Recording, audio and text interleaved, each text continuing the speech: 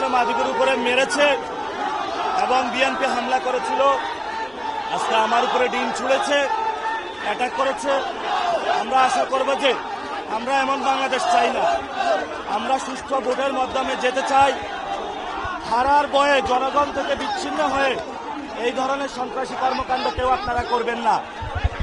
এবং মির্জা আব্বাসকে বলবো সন্ত্রাসী কার্যক্রম বন্ধ করেন। মির্জা আব্বাসকে বলবো সন্ত্রাসী কার্যক্রম বন্ধ করেন। এই যে এখানে হাবিবুল্লাহ বাহারে যারা জনগণকে বলবো 12 তারিখে হাঁ ভোটের আয়োজন শাপলাকলিতে ঢাকা হাটে ভোট দিয়ে আপনারা জনগণের পক্ষে এই ধরনের যে গণজোয়ার সৃষ্টি হয়েছে নতুন ভাবে বাংলাদেশ গঠন করুন। আমরা হাবিবুল্লাহ বাহারে যে দুর্নীতির আখড়া রয়েছে ইনশাল্লাহ আমরা ভেঙে দিব।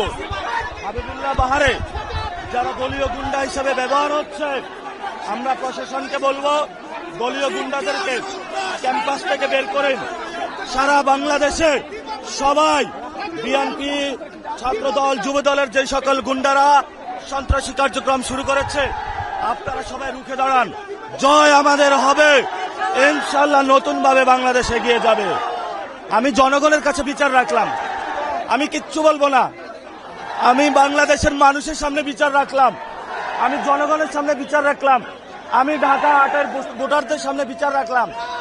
12 তারিখে আপনারা বিচার করবেন। আপনাদের কাছে রিকোয়েস্ট, 12 তারিখে আপনারা বিচার করবেন ইনশাআল্লাহ।